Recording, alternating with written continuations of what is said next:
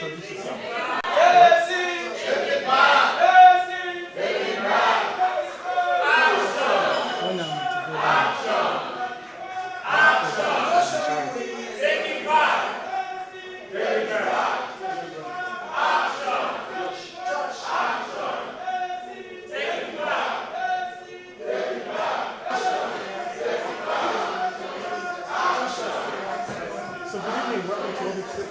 We're basically asking attendees of this town hall to basically introduce themselves and also tell us why they're here. And lastly, to tell us what the expectations for Nigeria is. You know, just assuming you've seen our president of Nigeria, the future president of Nigeria, you know, what are your challenges as a Nigerian living abroad? And what are your dreams for Nigeria itself? So let's go ahead and tell us your name. My name is Omoyele Sowore. And what part of Nigeria are you from? I'm from Oyo State, Oyo State. Okay, Southwest. Wonderful. So, you're here. What are you expecting to hear from the aspirants? Well, I just discovered about this let me say, moving trend. Okay. Right? And I want to know what are his plans, his plan for Nigeria, what he has to do, what he wants to do, right? Not only for Nigeria, for Africa as a whole, because ours is a very, very serious setback continent, setback nations. So I want to know, being a youth, what is he bringing to the table? Wonderful, wonderful. If you were to basically just summarize it, what are your biggest #1 issue or challenges at home in Nigeria at this point? Well, we have a lot of big issues in Nigeria, from indiscipline, corruptions, political turmoil, killings. It's enormous. Presently in Nigeria, we need a total overhauling, a total cleansing, somebody to lead. Nigerians are very good people. When they see the right leader who is ready to lead by example, everybody fall in line. But we lack discipline, we lack leadership, we lack everything. The only thing we don't lack is religion. Wonderful, wonderful. Now, Buhari is going to be in New York next week. Okay. It is very likely that this video might reach his hand, because I'm also scheduled to be at the UN. Okay. If you were sitting across from the current president of Nigeria at this point, Yeah. and you only have just one issue to discuss with him, what would that issue be as your priority? Well, he should resign and go back to Daura. No, I don't have. Yeah, he has been there for the past 3 years, and things are going from bad to worse. I've not seen any. He claims to fight corruptions. He claims he has evidence of corrupt leaders and all that, but up to date, neither he nor his attorney general or anybody, they have not prosecuted or charged to court any of these people he claim are thieves. So, well, in my own little stupidity, it's either somebody is lying or somebody is fooling himself. At that age, I don't see him in control. He's not in control of government. So the best thing I would tell him is, can he resign and move back to Daura for a fresh blood to see if they can move the country forward. I really do appreciate taking the time to speak with us. I know the town hall is about to start. Yeah. Again, thank you very much. Thank you. Bye-bye. Thank you, I'm most grateful. Thank you so much. So, with me is Veronica Ofebune. Hopefully I'm pronouncing your last name correctly. You are on point. I'm Wonderful. so proud of you. So, You're officially Delta. I'm officially yeah, definitely. I just don't know the language yet. So, you're here. Yes. And, you know, you basically at a town hall. Yes. In which aspirants going to be talking about correct running for the presidency for Nigeria. So perhaps you can tell me what motivates you to come over here tonight and spend a precious time at this town hall. It's his slogan, which is take it back. We need to take Nigeria back. Our leaders that have been there since 1960, I think it's time for them to take all the money that they've gathered and go have fun and just let the young take it back. Let them take it back. Let's fix Nigeria. No Nigerians that are outside of Nigeria wish to stay outside of Nigeria. We all want to come home. We all actually want to come back and contribute in our different specialty, expertise. There's so much human capital wasting. We want to come back and fix our country, and we have a candidate, a young soul, and our young should take over power. They should run the country. They know what they're doing. They can fix the country for the 24th century. Omoyele Sowore, who is the Sahara Reporters. Actually, when I heard that he, who found Sahara Reporters, was running, that was all I needed to know, because Sahara Reporters is grassroots, honest, and tells you as it is. And they've actually they started way back, just really helping us build the possibility that Nigeria can become saved and that Nigeria can get back on track. Nigeria will be probably one place on this universe that everybody will want to go to once we have the right leadership, because we've got everything else. And so that's the right leadership, and I know Omoyele Sowore is that person. If I could put you on the spot, yes. What will be your number one key priority that you would like to see the future leader of Nigeria provide for you in Nigeria to facilitate you thinking about going back to Nigeria? Security. And security is deep, because once you have security, it's an indicator for good economy, employment of our children, our youth, education, infrastructure, good roads, governance, and that would actually eliminate corruption, because a lot of the corruption at the top could stay at the top, but the grassroots corruption is out of desperation. And once we have all those things in place, education is going on, it starts to eliminate corruption, it starts to ensure people are well-educated minds, so they don't need bribery. Bribery is sickening, it's like cancer in Nigeria. So I know that security for me is number one, and it's a huge indicator of many other things in place. Infrastructure, good roads, electricity, water. People have actually, it's not a privilege, but it's a right to have clean water to drink, to turn on your light and have it, to be able to drive from one place to the other without fear of your life. So security, like I said, is an indicator of so many things going well.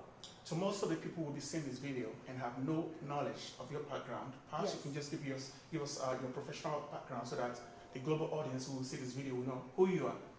Oh well, so let me say who I am. First, my name is Dr. Veronica Ufwebune. I'm a doctor of education, educational leadership, administration, and policies.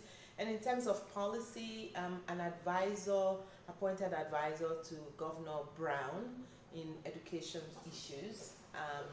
So I feel like that's the kind of expertise that, not about the money, that I would love to give to Nigeria and share. I'm advising the governor of California. I want to advise the president of Nigeria on education issues for our children. And I'm also the city manager for Oakland for Child Family Division. So I make sure all your children are fine in Oakland. So I have 4 wonderful children and a wonderful husband. And I hail from Delta State, Iseluku and Yoma tribe, but also I'm a Lagosian. I was born and raised in Lagos. So there. Thank you very much, Dr. Thank you. I really It's always appreciate it. such a pleasure Thank to you very see much. you, gentlemen. I'll see you in there. Thank you. I'll see you. So again, we have another attendee here. And what is your name, sir? My name is Honorable Pinere Ogumefun. And what part of Nigeria are you from? I'm from Ijebu-Ode, Ogun State, but Ijebu-Ode. I lived for the most part of my adult life in Lagos. And we're so So, you're here. It's a beautiful, sunny California evening. Yes, it could it be is. anywhere. Why are you here? well, as a Nigerian, first and foremost, this is our country. And I love Nigeria with a passion. I miss home, regardless of where you are, all over the world. And because of the problems that beset in our nation state, the concern that arises therefrom, is a catalyst for people like me to be here, because we want solutions, to those problems. And Sowore is coming out. We've seen him all over the social media, posting his ambition to be the president of the country. So we want to hear from him and see what solutions he might have for us. And maybe that will help us to decide, which way to go, because we know we have a lot of aspirants. What are your expectations in the next election? What are your expectations and hope for Nigeria? Oh, well, that's a big one.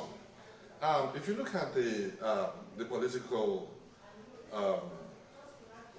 progress of Nigeria from the 60s, from inception, so to speak, we've had it so good. We're a blessed nation.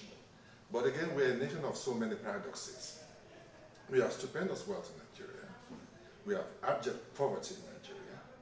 And we want to see a change, a real change, not just the lip service that we pay to change. We want to see infrastructure developing on a regular basis. We want to see Nigeria take its rightful place in the community of nations as the leader in Africa.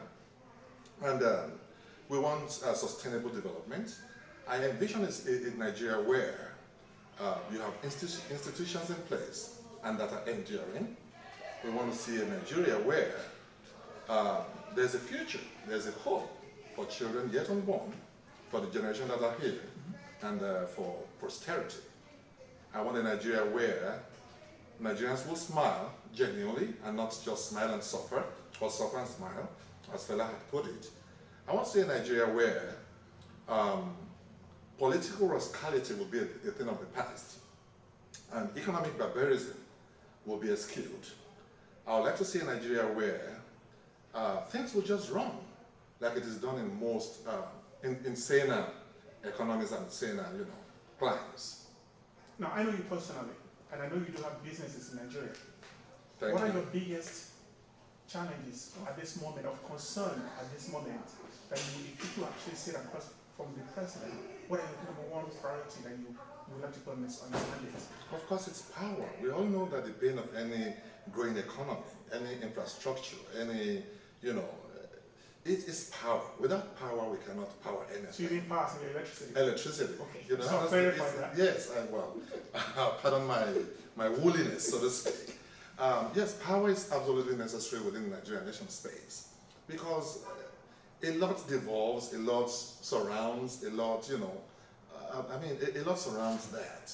Infrastructure, development, progress, technology. You cannot do anything without electricity.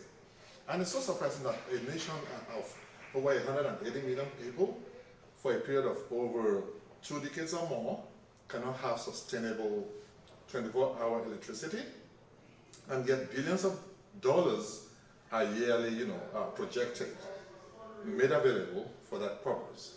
I mean, of course, if you've run government before, and pardon my, insinuation, one will, of course, not to make excuse for the Nigerian government, one will, of course, understand that the problem that's besetting us in the power sector, it's perhaps beyond the government itself. So maybe there should be genuineness, of all players. There's a cabal, so we know that's actually making the problem of Nigeria. I mean, it's on record, and I stand to be corrected, that we do provide electricity to the Republic of Benin, and that's uninterrupted power supply, yet we cannot sustain our own electricity. And that belies any logic, any reason at all. So the cabal has to go. Something has to be done.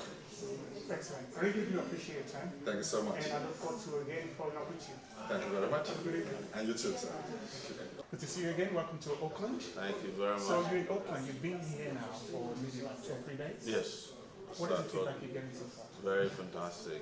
We've been to our people within the community here in Oakland. We've been to 2 universities and the colleges. So you were talking to students from Berkeley today? Yes, and it was amazing. It was amazing about the students.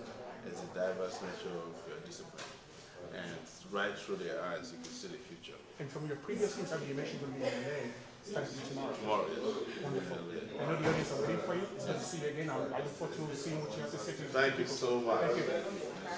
The town hall meetings have shown his competence.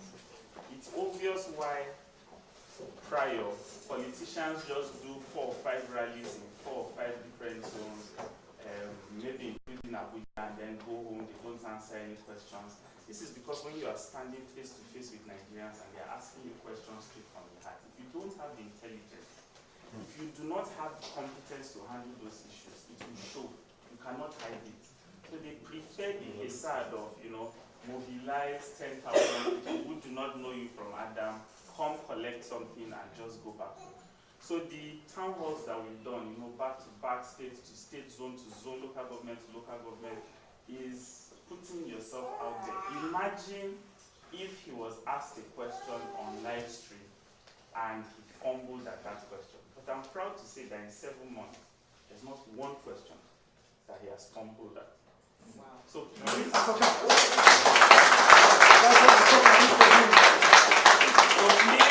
your hands together as I invite the most competent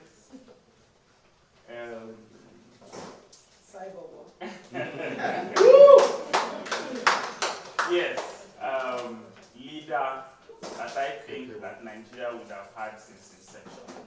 The requisite capacity and the character to take Nigeria to the future. Omoyele Sowore.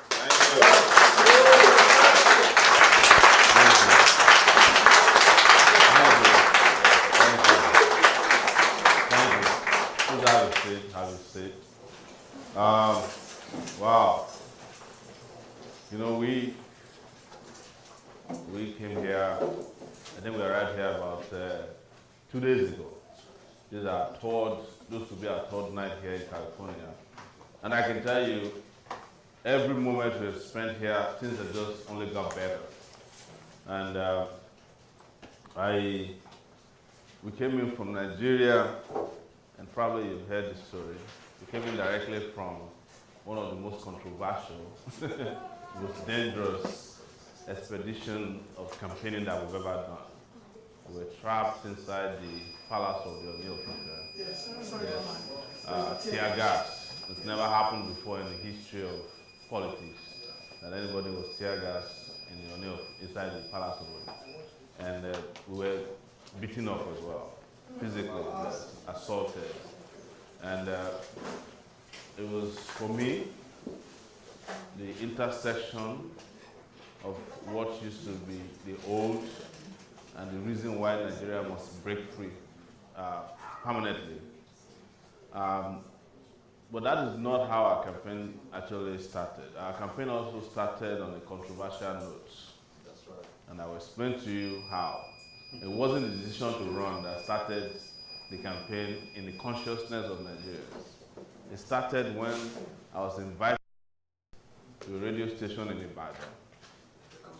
Yes, and there was this minister with big regalia. We call it Agbada in Nigeria. Agbada is like matter. It occupies space.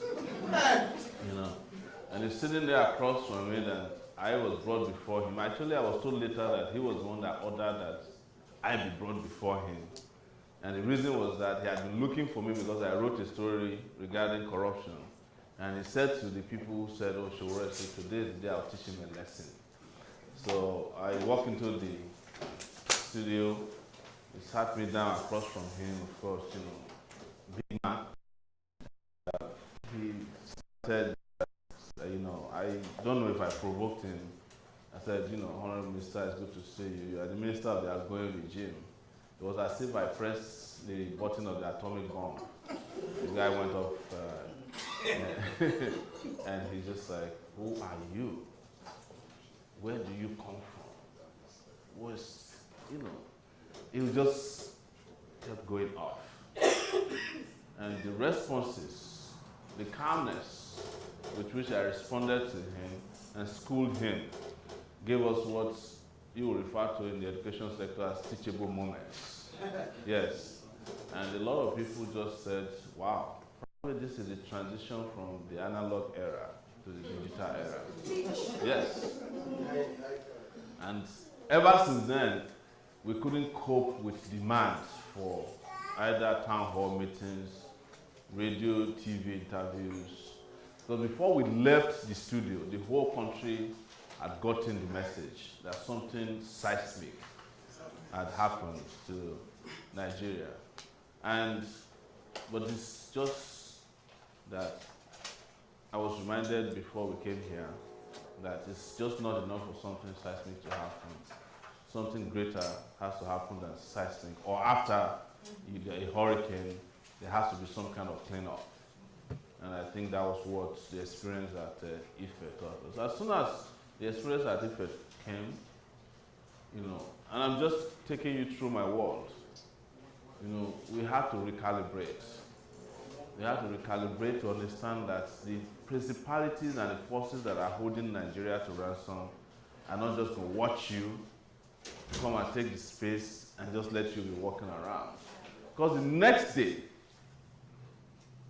and this is, for me, also like an epiphany, we had to be in Badagry, in Lagos State. And when we got to Badagry, where did we go? We went to, you know, the Museum of Slavery and found out something I didn't even know before, that our traditional rulers in Yoruba land, working with white people, sold over 400 years, 43 million people into slavery. Yes, that's what happened. 43 million people. 43 million people is way more than a lot of countries today. And that is not just 43 million people sold all over the world. It was 43 million people from Badagry slave ports alone. So if you count Calabar, you go to Ghana and all other slave ports, probably 100 million people were sold into slavery. Almost principally by a collaboration or connivance between traditional rulers and white people. They were selling an average of 300 people per day. There were no weekends, no holidays, no Halloween, no Christmas. They were just selling on a daily basis. And when you look at it, you say to yourself, but has slavery ended? Not so. Because what we used to have is that people were used to be forced out of their land and sold into slavery, and they came here. But now we're in a state of indentured servitude. We are voluntarily selling ourselves into slavery. And the rest of people who couldn't get out into this voluntary slavery are trapped within the slave-like system. And that was what the system wanted me to appreciate that day at the palace, that, you know, regardless of who you are still a slave. Come and bow to us.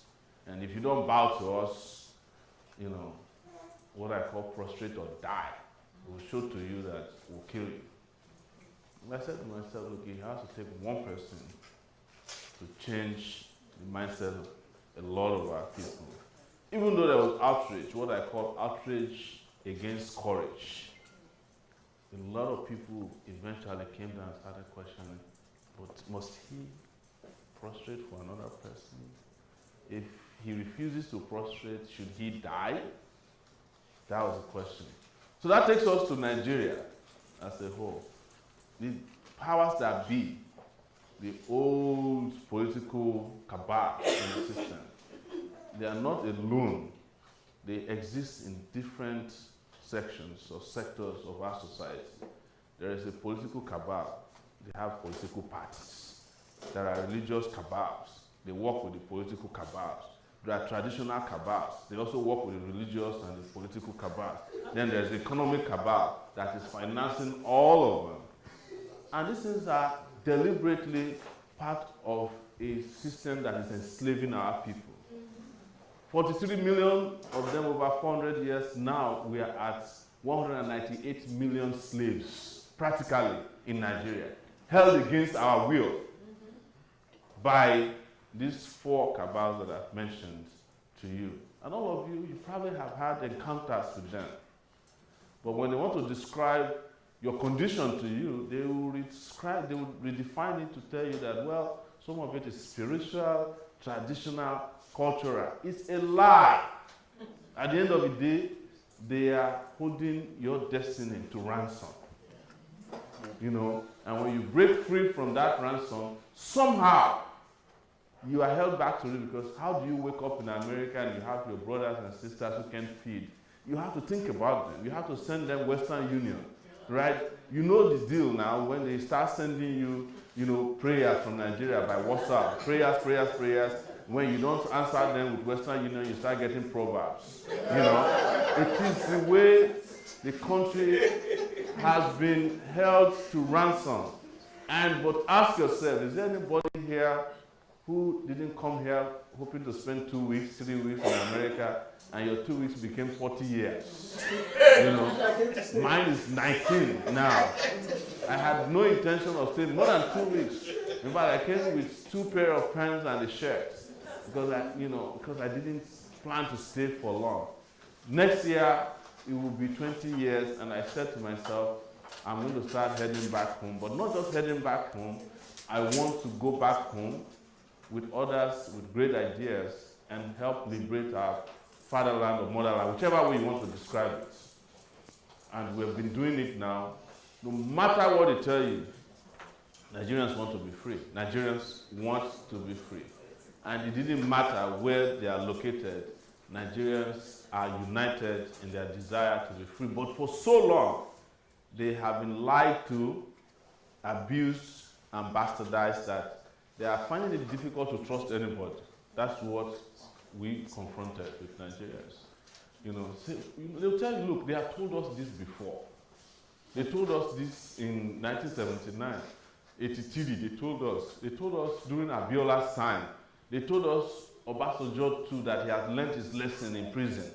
You know, after that, they told us when Yaradua was coming that you can run the country with 1 kidney. You know, and then they told us under Jonathan that if you have a PhD, everything will be all right. They told us under Buhari that if you have integrity, it will put food on the table. So what have you got to bring for us and to us? And when we stepped on the stage, the challenges, the system challenge, people were asking questions. You know, and one of the biggest questions they asked us was experience. They tell, what's your experience? What have you done before? Like the minister told me, go and start from the local government. You know, because there's a natural order for progression before you can become president. You know, and I kept asking myself, what is the meaning of experience within the Nigerian political context? Experience to them is somebody who has stolen enough. That's an experienced politician. Experience is that politician who has killed too many people and such that everybody is afraid of him. That's an experienced politician. An experienced politician is a person who doesn't even know his left from his right, but who had the biggest rally because they can throw money at people. An experienced politician is a politician who can manipulate the whole process so that himself, his wife, children are the only political representatives of his people. They will even tell you in Nigeria that, you say you know politics. Can't you see Saraki? They have been controlling the people of Kwara for a long time. If they are not experienced, how is it that people of Kwara, they always go in front of their houses to die every year? That is the kind of experience we are talking about. But that is not experience, it is the mental conditioning of slavery. You know, people have been conditioned to not believe that there's anything else possible. And you look at it, the generation after you here, they have never seen anything good before in their lives. Some of us, we went to the University of Lagos, we met water running in our hostels. You cannot find a university in Nigeria today where there's water if it's not a private university. Yes. We just came from the University of Ife before we went to the palace. The toilets of the hostel, the Awo hostel, anybody here from OAU? Ife? Yes. The hall they know that's known as Awo Hall. The toilet is not as good as the toilet of pigs. Yes, piggeries have better toilets.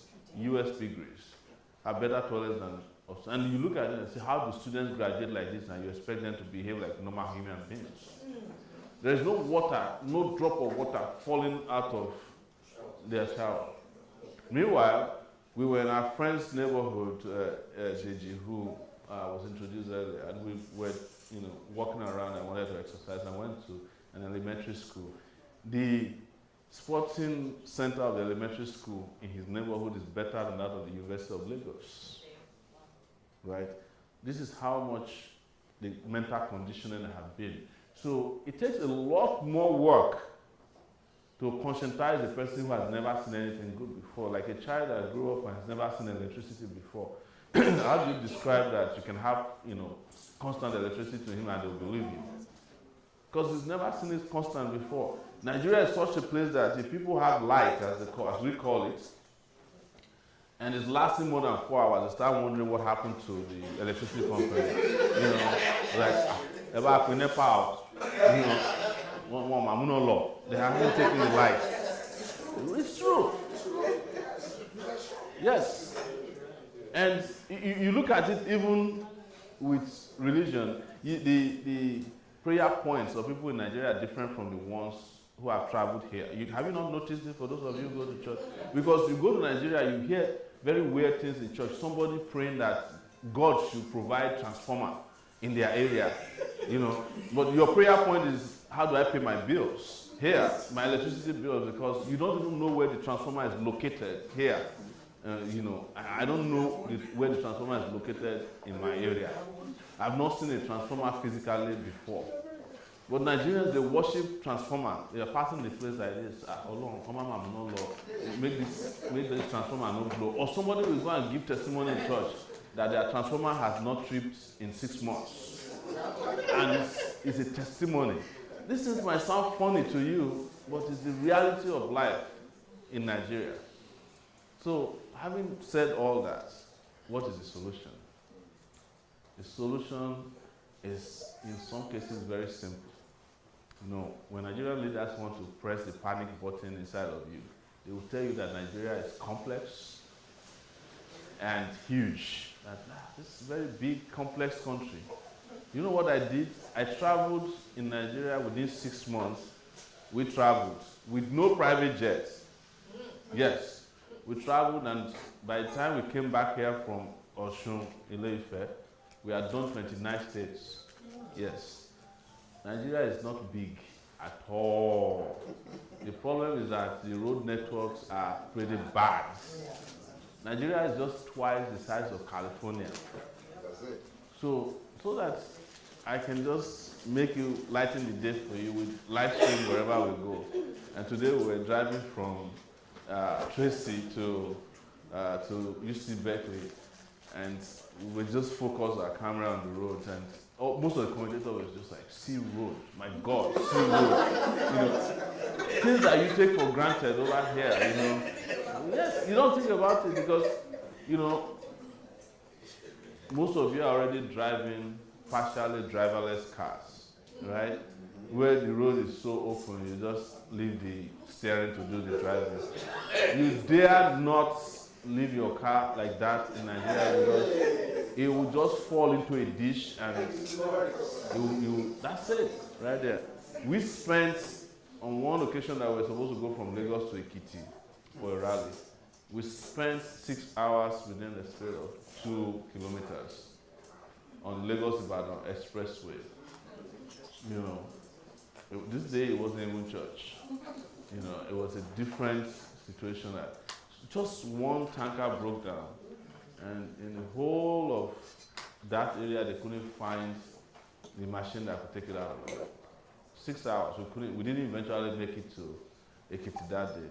So I'm coming back to tell you what is complex about fixing Lagos-Ibadan Expressway. Do you guys know how long it is? It's just about, I think, 140 kilometers or thereabout. But they have been at it just to fix it. It's not a brand new road for 20 years. Every government that has come has allocated funds to that road. It's never completed. In fact, a friend of mine was telling me that, Nigeria is ridiculous place. He said, Sowore, there are some of these things that is spiritual. There are forces that have made it impossible to be passing that road. That I don't pass that road again, I go through Abeokuta. I said, but the forces are going to kill you because the Lagos-Ibadan Expressway, Lagos-Ibadan is even worse. Yes. At this point in the history of Nigeria, we should have had at least nothing less than 5 expressways out of Lagos. There should have been a high-speed train from Lagos to Port Harcourt, from Port Harcourt to Maiduguri and back to Lagos, because why? The allocations that have been made over the years for these monies to have been spent in the interest of roads, networks, for electricity to be working almost perfectly, because the same amount of money that Nigeria is earning and wasting away and stealing is the same amount of money that countries like Saudi Arabia earn to develop their own society. Countries like Angola that just, had 20 years of war. If you go back there today, you can't believe. Same oil money, right? Even the USA, right? There's a town called San Ramon here, right? It is money from Nigeria that they use in building the place. Chevron is the one that took money from Niger Delta. If you go to San Ramon, they measure air quality in that city. No, I'm telling you. You know how they point to their refinery? Somebody said, don't talk politics here. I talk international politics. I'm not afraid. The refineries are oozing, the fumes in the direction of Oakland. The clean air is in the direction of San Ramon. But the most important thing is to understand that whatever you found in that area, probably 60 to 7% of it is from a profit made from Nigeria. Yes. It's the same thing with Amsterdam. Shell money is what was used to develop all this area. And it's a joint venture. Nigeria takes its own, and they take their own. They use their own to develop their own country. Nigeria takes Nigeria's money and go and develop their own country too. If you go to Dubai, most properties are owned by Nigerians there. Right? And you ask yourself, because one of the questions you get asked at the time is, don't our leaders see how things are working in other parts of the country? No. The truth is that you don't have leaders. You have to have leaders before they can have vision. Right? So if you're asking yourself, don't our leaders see, you're assuming that they took eyes to those places to see things. No. These guys don't give, a damn about you. They don't have vision, they have no mission, they don't have character, they have no capacity, they have no competence. The answers are there for you to see. In Nigeria that is broken and broke. The answers are there for those of you who travel to Nigeria from time to time at the airports as they are landing. You are asking yourself, my goodness, is there nobody here to sweep the airports or to change the bulbs or for somebody to be able to maintain 5 toilets at the international airport of a country, no money to do it? The only thing that is working as you're arriving is the customs. Say, what did you bring for me? Immigration say, what do you have for me? One was even asking me one day, he said, look, put the money under the passport. I said, which money? I know. Now they realize that I live stream them. When I'm coming, nobody wants to talk to me. Please, go. Yes, because these days I take a live stream to the airport. As I'm arriving, I turn on my phone, it's live streaming. So anything you do, I tell them, please, everything you are doing is live, just so that you don't say that I didn't warn you in advance. So we need to change that culture. It is not our culture to suffer. It's not anybody's culture to suffer anywhere in the world. The culture of suffering is foisted on people sometimes who are complacent, who don't do anything about their condition. And I have done, in terms of experience, 29 years of fighting consistently to have this country work for the people of Nigeria. That is what drove me when I was when I was 19-year-old to join protests against military rule. I was part of the young people in Nigeria who fought against military rule. I was part of the young people in Nigeria who got expelled from the university twice. At the University of Lagos in 1994, I was physically attacked and injected with an unknown chemical substance because I refused to join cult groups on campus. The reason was that I realized that it's the same people whose parents had destroyed Nigeria. Their children are the cult members. And as we were fighting their parents, we had to fight their kids on campus as well. I was almost killed for it. And when I left Nigeria, I started Sahara Reporters because I knew that without information, you can't fight these people. And over the years, I used that platform to fight as many of them as I could, but I realized that the more you fight them, the more they become caked in their ways. Because there are not many of them who get consequences for their actions or inactions. some of the things they do in Nigeria, if a county executive do that here, they go to jail. You know, I saw a governor who went to jail for misappropriating $5,000. I think it was Pennsylvania, because he used $5,000 diverted from his office to repair his house. Nigerian politicians are laughing. Say, what kind of stupid law is that? 5,000? That one is not even enough for them to use to carry Uber for their girlfriends.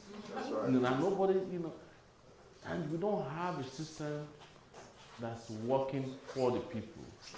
So 29 years later, I said to myself, I cannot stand aside and be watching how things are going wrong, and I'm comfortable with just writing reports or monitoring elections. And in fact, what I said to myself finally is that I'm not going to be the one reporting the next election result. I will claim that it's free and fair when I know the election is not going to guarantee freedom or fairness to the Nigerian people.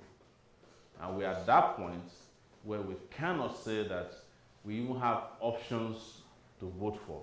How do you wake up in 2019 and the only two options you have is between Atiku and Buhari? Right? Some people said, well, it is their turn. I said, no. Because the 4 years that they're about to take from us is the same amount of time people used to obtain degrees that change their life forever. So are we just going to give up that 4 years again to another set of clueless, wicked, corrupt leaders? We know them, we know their pedigrees, we know their antecedents. When we have a bunch of very young people that I saw today at UC Berkeley, one of the guys, young guy, so well, you know, when we were introducing, he said he's a nuclear physicist. Young guy. Yes. You know, and I asked him, do you have any plans to go to Nigeria? Of course, you know, I said, not anytime soon. But when I finished talking to them, all of them followed us around and said they will go to Nigeria if you win the election. Because we could connect with them, they could see the future.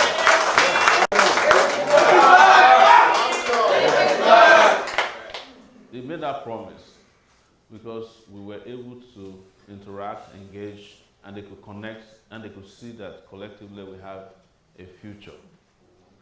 And a future that would create one of the best countries in the world. And I will tell you that we'll win the election next year. If we don't win that election,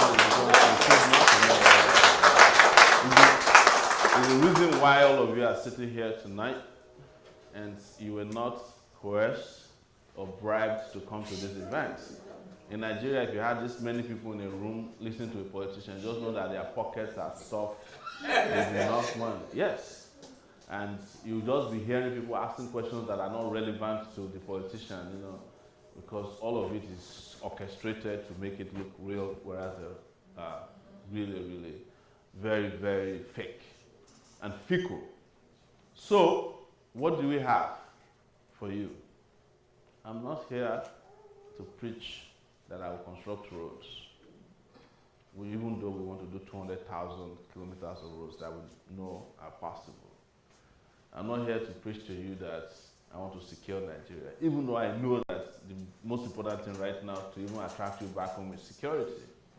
No one of you is going back to Nigeria if you don't know if you can make it from the airport to your next destination. It's not a laughing matter. I'm not here to preach to you that, you know, we're going to provide electricity, even though I understand that 7,000 megawatts of electricity is not enough to run the San Francisco train metro system. Yeah? We need, starting point, 24,000 megawatts. And you guys drive around here, you start to see right here in Northern California how even every bus stop has become like a solar panel. And every house has a solar panel on top of it. And people here actually, you know, are sometimes incentivized to to sell electricity to the government or to companies here. That is the future. And that's what I went and told people at home. You know, when I went to Ibadan, I said we can finish Lagos-Ibadan Expressway in a month. They said it's not possible. And when I started breaking it down to them that you can actually do at least 8 to 10 kilometers of that road per night, I was like, oh, how come nobody ever told us that that is possible, because that is how it is done elsewhere. You know, if you have 120 kilometers, so if you do 8 or 10 kilometers per night, because I have been on highways in the US before that I was passing the place in the morning. By the time I came back the next day, it was completely done. You said, oh, so that is possible, and people started listening to us. When we said to them, you know, the minimum wage you have here is trash, you know, because it's minimum wage in Nigeria right now is 18,000 naira. It's not up to even $100. They said we start with a living wage of 100,000, which is $285 per month. I said that's even too little, because when I first started working in New York, when I arrived here, my minimum wage, my first hour, can buy me a bagel, yes, buy me tea, and get me the Metro card. Everything, by the time I'm done for the first hour, I've only spent $4. That means after the first hour, I've saved $3. So if I work for 8 hours, my minimum wage has taken care of my food for that day, and I have savings. But in Nigeria, the minimum wage is what Yoruba people call salary, that is go and see it, because it will never take you home. And when we said the idea, they said, it's not possible, it will cause inflation. A few months later, the federal government was forced to be negotiating with the Nigerian Labour Congress to increase the minimum wage. And I said, how come this one is not going to cause inflation? Because why? The elites have a way of taking care of this. And I wish that in Nigeria we can force everybody to be on the minimum wage, including our senators. You see how the minimum wage will be jacked to not even 100,000 but 500,000 per person. Because an average senator's take home per month is equivalent to the minimum wage of 720 workers in Nigeria. Right. The allowance is 13.7 million naira per month, just the allowance. Yes. Then they have a salary of about $1 million, and then they have oversight visit, they have all kinds, they have wardrobe allowance, they have spitting allowance, you know, toothbrush allowance. These guys are taking care of themselves, but they are jacking the people around. And I said, look, what we need is a redistribution of that wealth so that it will percolate to the regular people. That's how they do it elsewhere. Yes, redistribution. Right? So, infrastructure, like I mentioned, how great will it be for you to drive from Lagos to Abuja the same way we have what is 101 we have here? Yes. And there's also an I-95, by the way, that can come from the northeast. Is it? There's an I-5 here, but there's a highway that links the northeast to the west. It's called I-80. I know there's one that's 95 too. 195. Yes. Yes. So you have all these interstate highways, you have county highways. It's not difficult to do. But somebody will say to you that because you didn't vote for us last month, we are not having roads in your area for our tenure. No, it's true. It's part of acceptable policy not to take care of the people who didn't vote for you. Buhari opened his mouth and said that the people that the 5% vote he got in the southeast and south is such that he will not take care of them until he has taken care of the 95% that voted for him, which is based in the northwest and the northeast and probably the southwest. And now he has completely abandoned 100% of the people of Nigeria. So, what next? Education. Our education is so bastardized now that it's replaced by ignorance. And I say ignorance because if you get to a stage where in 2018 a PhD holder from Nigeria is telling you that you are wrong for not prostrating for a traditional ruler and that you should be beheaded, just know that the person has never been to school, but he might have entered a building labeled a school. Right? Our health system, majority of Nigerians are dying of hypertension. That all kinds, but that I think head disease. I mean, head disease is the most pronounced around the place, but they don't know because a lot of people have never checked their blood pressure before. They only do it when they're about to die. Yes, there's a friend of ours in the house who's Pius. Pius is at the back there. Pius goes to Nigeria with the BP test machine, and it says when he checks his friend's BPs, he on one occasion had to tell one of his friends, if you don't go to hospital, you're about to have stroke. But the guy is like, what's wrong with me? He said, your BP has shot through the roof. Because nobody is out there taking care of anybody. But we have a policy in our agenda, as part of our 10-point agenda, to find out 160,000 health workers, even if it's just to carry the stethoscope and the BP machine first, to go to every village. We have to do it right away. And to create a universal healthcare system in Nigeria, where everybody is registered within the universal healthcare system, such that if you're a worker, you can have deduction. If you are not a worker, you can make a contribution to it. If a vulcanizer knows that he can see a doctor when he's sick, if you ask him to put in 2,000 naira into this healthcare system, he will pay it instead of dying. Yes. Yes. And it is possible in Nigeria. They have a national health insurance scheme, but it's slush fund for, for stealing, that's available for stealings. Just yesterday, a book was published in Nigeria on how President Olusegun Obasanjo spent $500 million for his failed third-term agenda. Such selfishness. Can you imagine what $500 million would have done to the education system in Nigeria? They were carrying monies in ambulances and bullion vans just because the man wanted to continue as Robert Mugabe of Nigeria. And nobody has been punished for it. How about corruption? You don't know where to start. Yes. It has become so endemic that it has become part of our acceptable culture to steal and be revered for stealing. I write a lot of stories under Sahara Reporters on EFCC, the Economic and Financial Crimes Commission. And one day, an EFCC official told me that they arrested a man, and when they released him, he thanked them. He said, "Thank you for starting my political career. Now that you have arrested me, I'm going to declare for Senate." Because people didn't know that I have enough money until you arrested me. Now they are going to choose me as their next representative. And lo and behold, our Senate is made up of thieves. Yeah. Yes, the Senate president is one of the biggest thieves that Nigeria ever had. There's even a senator in Nigeria that is wanted in the US for drug running. What's that? Duruji Kasamu. Yeah. About whom even a soap opera is made in Nigeria. You don't. If I start mentioning their names, you will not believe it. This Nigerian Senate is a coven of thieves. It's a retirement home of thieves.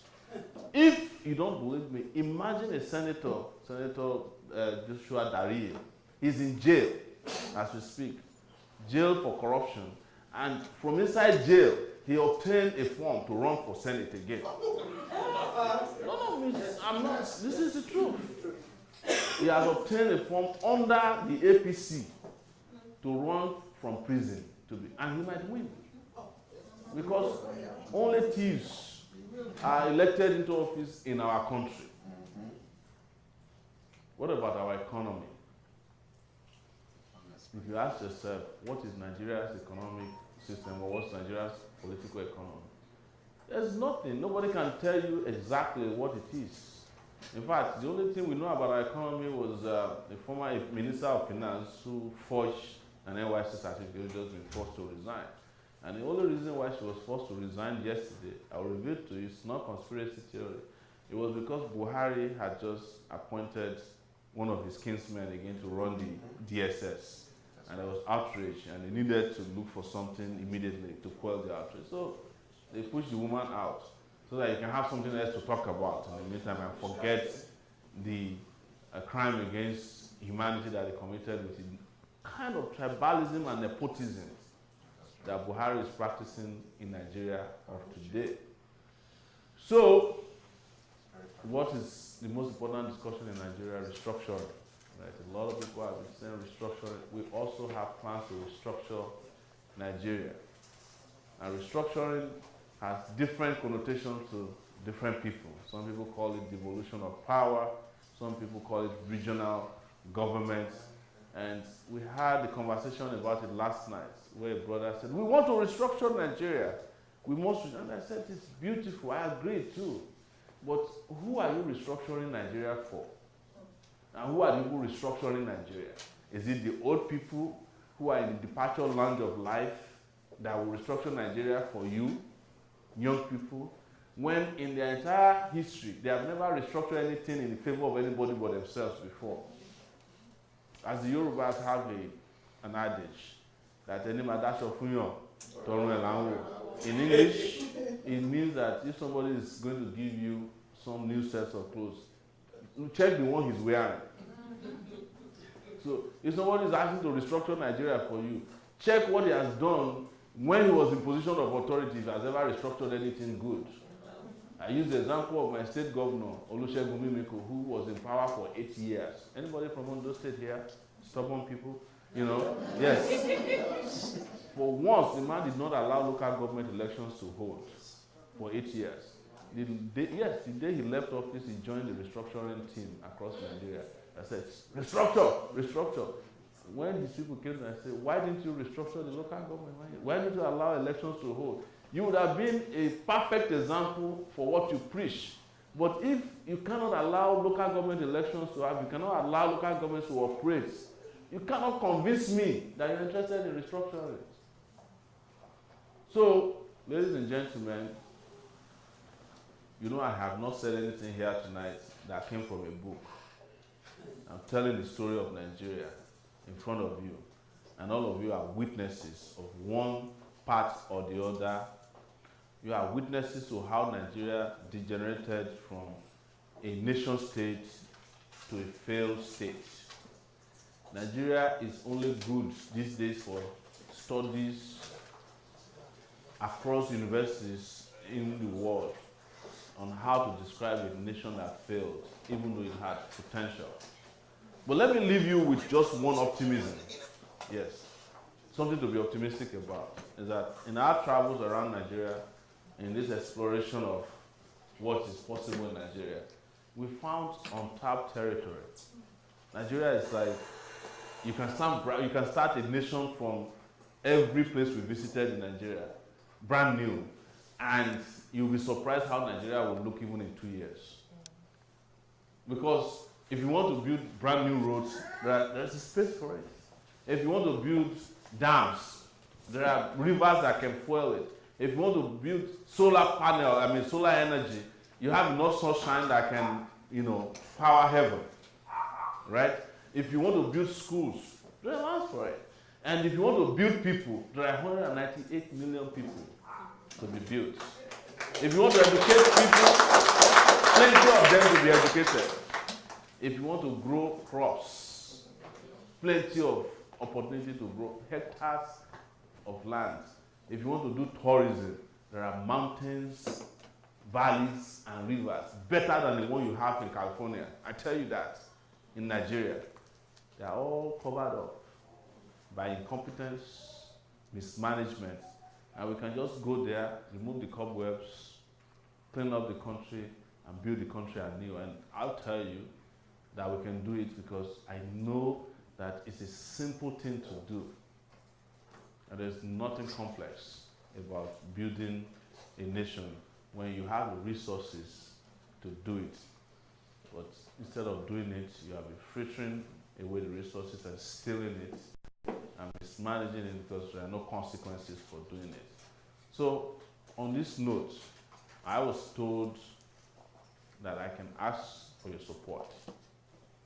And I'll tell you something, the most difficult thing for me to do is asking for monetary support from our brothers and sisters, because in our own political life in Nigeria, we are not used to giving, we are used to taking. So to restart the culture of say, hey, you can contribute money to someone who can change the country, when before they used to contribute to you to destroy the country. It takes a lot of, mental, reworking of Nigerians. But you know what? You guys are already doing it already, right? You are the Social Security Department of Nigeria. You are the ones sponsoring all the weddings that are happening on Saturday through Western Union and World Remit. You are the ones that are there helping to send people's children to school.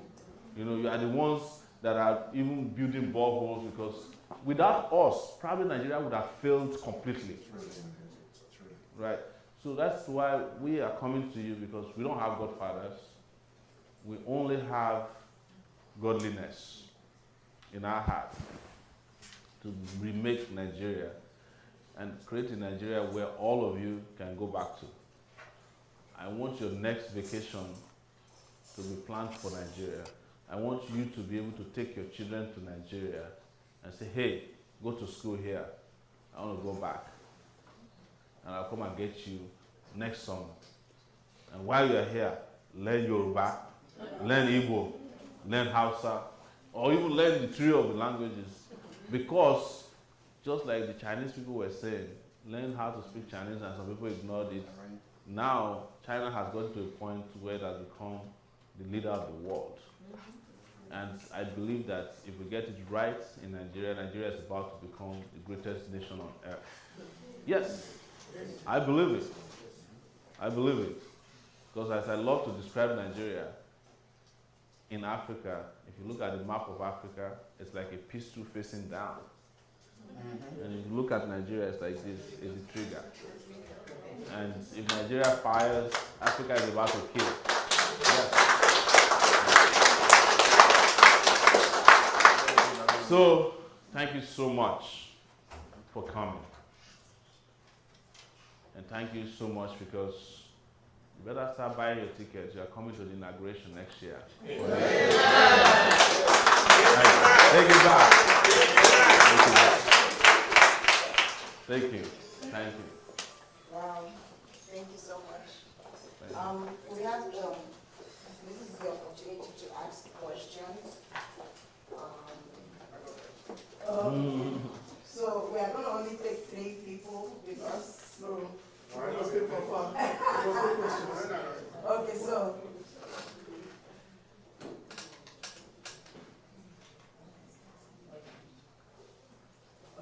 do we have paper? I don't get paper. So we'll get some paper for everybody. Everybody came here to be heard, right? So we are going to get to hear everybody. And so we'll just pass out some papers to you. Write down your questions. And then, no? Let's start asking questions. Okay.